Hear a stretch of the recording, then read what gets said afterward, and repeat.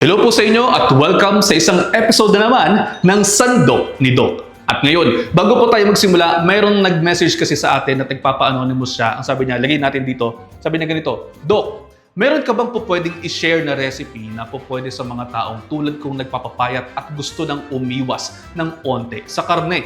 Nasabihan kasi ako ng doktor ko na mag-plant-based protein na lamang muna dahil sa aking diabetes at tumataas na kolesterol. O ito na, sasandok na si Doc.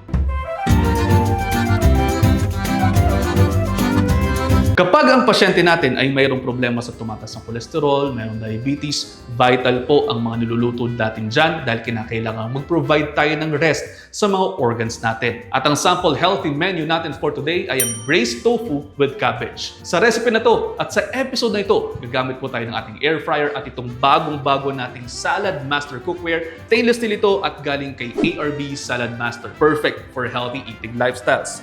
Nakakatulong din ito para makapag-retain tayo ng essential vitamins at ng minerals. Nagpo-flash ngayon sa screen natin dito sa baba yung number at pwede nyo pong tawagan yan para makapag-order kayo ng inyong cookware. Gamitin lamang po ang code na DOCDEX. Anyway, sa recipe na to, gagamit po tayo ng ating tokwa. Siyempre, tokwa with cabbage nga eh. Nandiyan din po ang ating cabbage. Narin natin bell pepper, sibuyas, meron din tayo ditong ang ating bawang, konting sesame seeds, salt and pepper, light soy sauce, meron din po tayo ditong oyster sauce, sesame seeds, at ang ating mga cornstarch na gagamitin din natin kasama po ng ating tubig na mamaya malalaman nyo kung paano natin ito lulutuin. Ito lamang po ang gagawin natin dyan dahil tamad ako at baka tinatamad din po kayo. I-air fry lamang po natin itong tofu na coated ng konting cornstarch and seasoned with salt and pepper for around 15 to 20 minutes. And then after, igigisa na po natin ang ating sibuyas at bawang kasama po ang bell pepper. At gamit ang ating Salad Master cookware, hindi na po natin actually kinakailangan gumamit ng maraming oil. Po pwedeng maglagay ng konti pero hindi kinakailangan, so nakaka-reduce na tayo ng calories dyan, nakakabawas din po tayo sa gastos. Yung chopped cabbage natin, ilalagay na rin po natin dito sa ating ginigisa.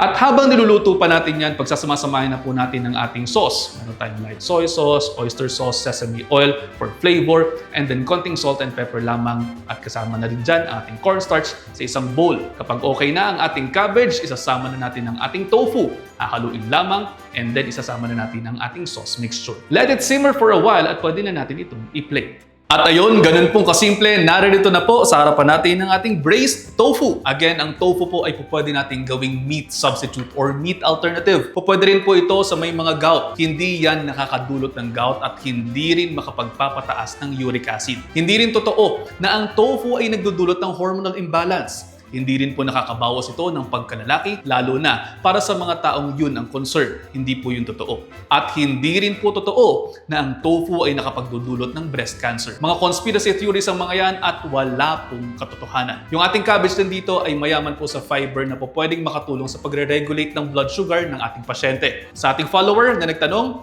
ang tip po natin ay unang kainin ang inyong gulay at protina bago nyo po kakainin ang inyong kanin na isasama nyo rito. Yan ay para makapag-provide po tayo ng layers sa ating mga pagkain at hindi nagsaspike ang inyong mga blood sugar.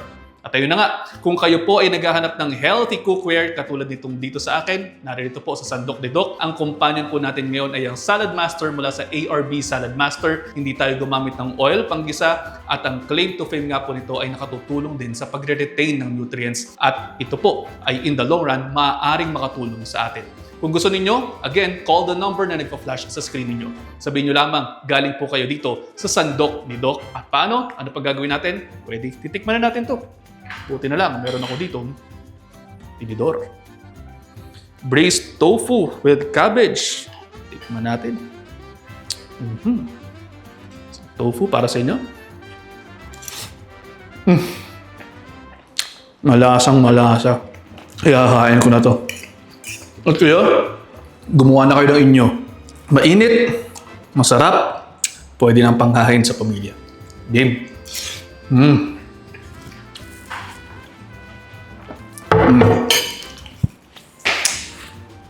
Sarap.